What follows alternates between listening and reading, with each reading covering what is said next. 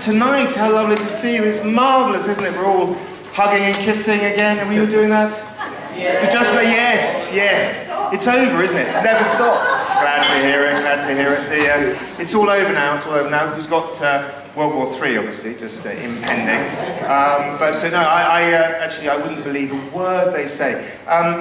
People sometimes say to me, they say, Tim, how is it that you're so happy all the time? Okay, I do get asked this a lot, and there's a number of reasons.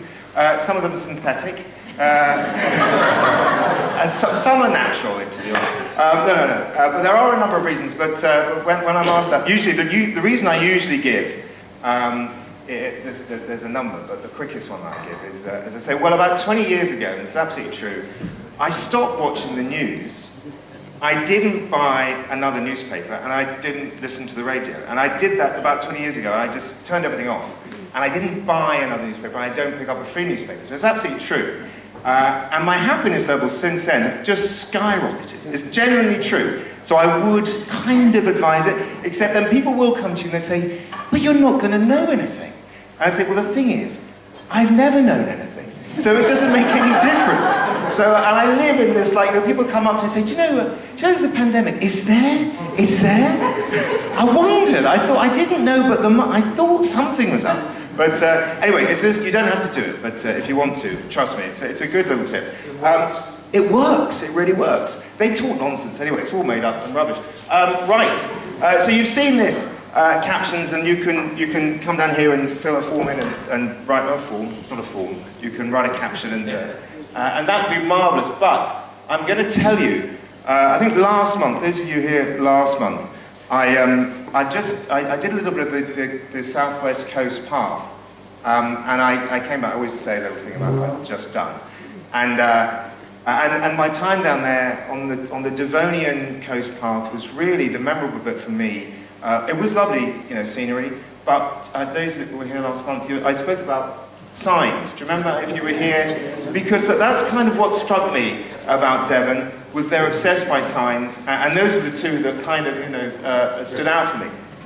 So anyway, to celebrate all our freedoms at the beginning of this month, I thought I'd go back to Devon, to where I sort of left off, and carry on another little walk for a few days. So I did that. And it is lovely. Many of you been to the coastal path in Devon and Cornwall? Yeah, it's a lovely place. And genuinely, look, it's lovely scenery. But they do seem to me to be a county obsessed by signs. Either that, or I'm just obsessed by, that's all I'm looking for. Because, there was a couple of signs I'm going to share with you just very quickly, and then we'll get the speakers on. So, this one here, you see, I'm walking, get out of the way.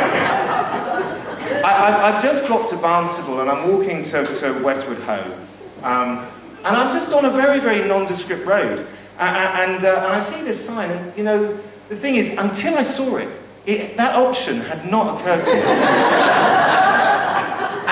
and those of you that know me know I've got a dog, but she wasn't with me on this walk. But I think I'm going to go back, and I'm going to take her, and we're going to go there, and we're going to have to do it, because, it's kind of like an instruction.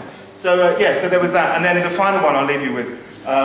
Was this. So there's just, I think it was the next day, warning, this road is liable to subsidence without warning, which, call me old-fashioned, but I did think that was the way that subsidence works, but there we go. Anyway, right, and I'm probably going to, no I won't, I've done signs now for the last 2 months, so I won't do signs in April, I promise. There will be something else. And something else will have happened. We'll have World War III. Right.